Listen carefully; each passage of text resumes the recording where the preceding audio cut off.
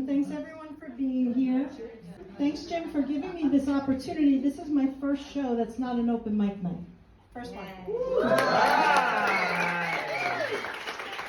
And thank you, Jim, for giving me the opportunity without ever having seen me perform. True story. You guys ready for 1 hour of knock-knock jokes? Seriously, could be. And I feel a little overdressed, but I didn't get the memo that it was meth head chic for the stage attire. No, I knew it was really casual. I don't care. I want to get dressed up. I spent a lot of time. Let's for the body positivity era. I'll say I spent a lot of time, most of my life, thick, pleasantly plump. I was the last to get picked for the volleyball team in 5th grade, but I just lost 50 pounds. So now. So now, I hear one laugh that I recognize so well. So now, I take any opportunity to get dressed up, and getting on a stage in front of a room full of people is the Mac Daddy of opportunities for dress up, so I'm going to take it. Now, does anybody want to guess how I lost the 50 pounds? That is correct. And it's controversial. I get the groans, I get the moans, and my friend said to me, "Isn't it for diabetes?" It was, but it changed its mind, and now it's for weight loss. Isn't it expensive? So judgmental. Isn't it expensive? Very. I had to sell a kidney. You do know what it does, right? The last one. You have to shoot it with a needle. Bitch, this drug makes you lose weight with no diet or exercise. I would have no problem if I had to shoot it up my asshole with a t-shirt. I'm fine, gladly. Have you ever been on a Stairmaster? Have you eaten a rice cake or an egg white? I don't have to do any of that. Look at me. So I lost that weight. I'm 50 years old, and I had 2 kids. So, do you know what a gunt is? Half gut, half cut. Yeah, you know it. Okay. So after the weight loss, my gunt was like a candle when the wax drips off. And because of it, I won't buy a bikini. So it's bright white, like the sun, year round. Last time I had to get dressed in front of a guy, get undressed in front of a guy. It's like, babe, I think the mushrooms are kicking in. He wasn't a good one. I met that guy outside. I met him outside the Costco at the hot dog stand. So, I needed to fix that, so I got a tummy tuck. And what else? Oh, I got a tummy tuck and some bikinis. So now it's flat, 47 bikinis, but who's counting? Now it's flat and tan. So from here up, J-Lo. From here down, Lizzo.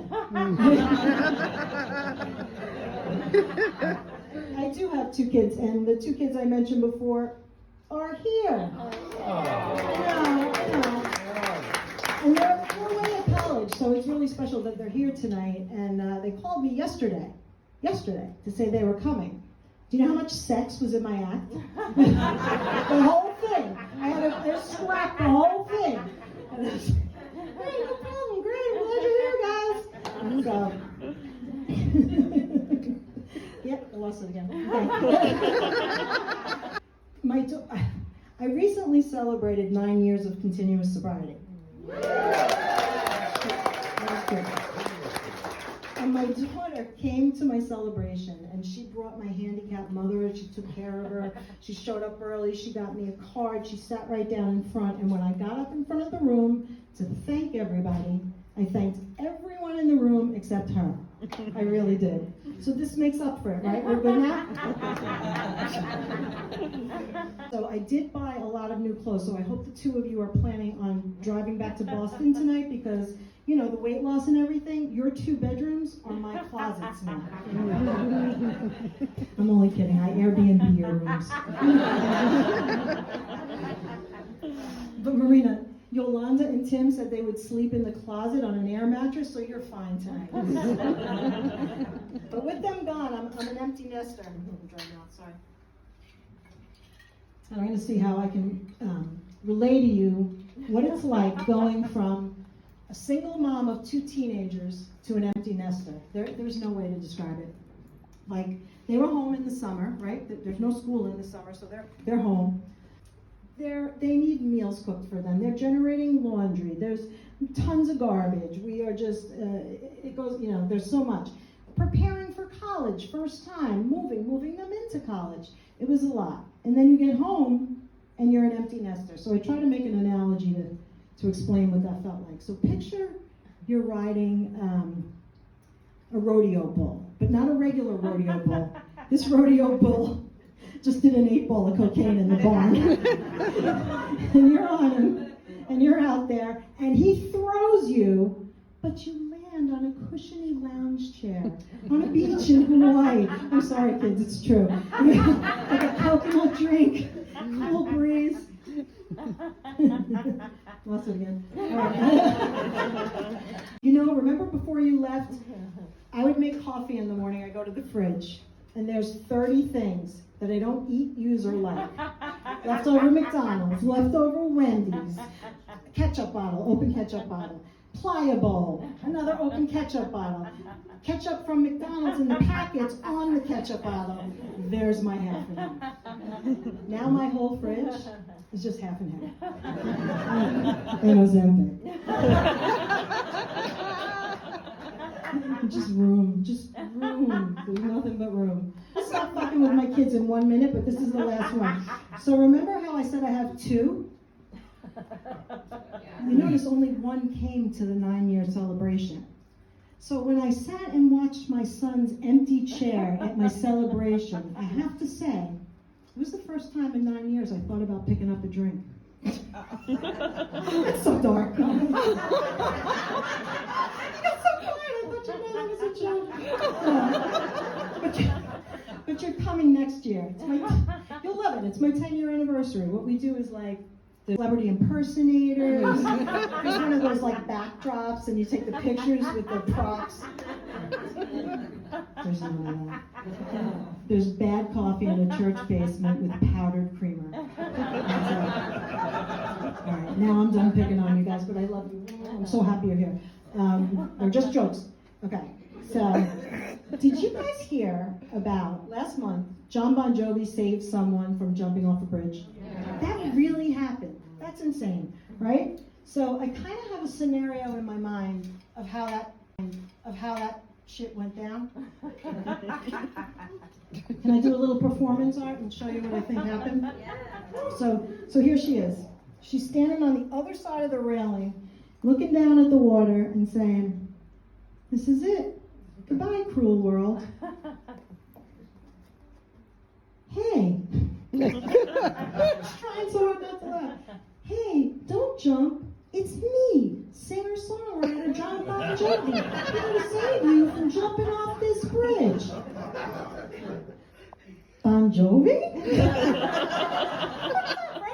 Bon Jovi? Take my hand, we'll make it, I swear.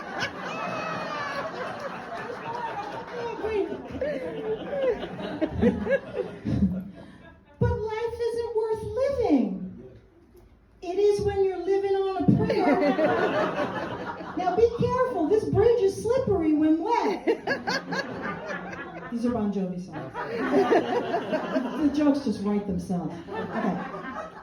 So he grabs her, right? And he, Tico, grab her legs, I got her shoulders. They flip her over, hand her to emergency services, and then he turns to the cops and said, "I think she's a runaway or she had some bad medicine." I just did them all night. Right? And then they put their arms up in the air and they flew off the bridge and saved the baby from drowning in a well. No, wait, I could get one more song in. They flew off the bridge in a blaze of glory. Okay. Then you have the election coming up. Everybody ready? So no, I'm not going to go there. So I'm looking forward to, November 6th when all of this will be nowhere even close to over. But did you see, I do like how the candidates are trying to be more relatable. So you guys saw how Donald Trump was working the drive-thru at McDonald's? So not to be outdone, I heard Kamala Harris is going to be doing eyebrow and bikini waxing at a nail salon in Philadelphia because, you know, Pennsylvania's a swing state. And Philly's not far. I was telling my daughter tonight, I think I'm going to go. You're like, Madam Vice President, just like right here and right here. But use the cream because then I get a little rash if you don't. Could you imagine? And did you notice that when Trump was working the drive-thru, a woman came up and interviewed him at the window. She had a cameraman behind her. She brought a microphone and she's interviewing him. No one pointed out that she was flagrantly disregarding the no walking at a drive-thru rule. She walked right up. That was it. Thanks for making my first show.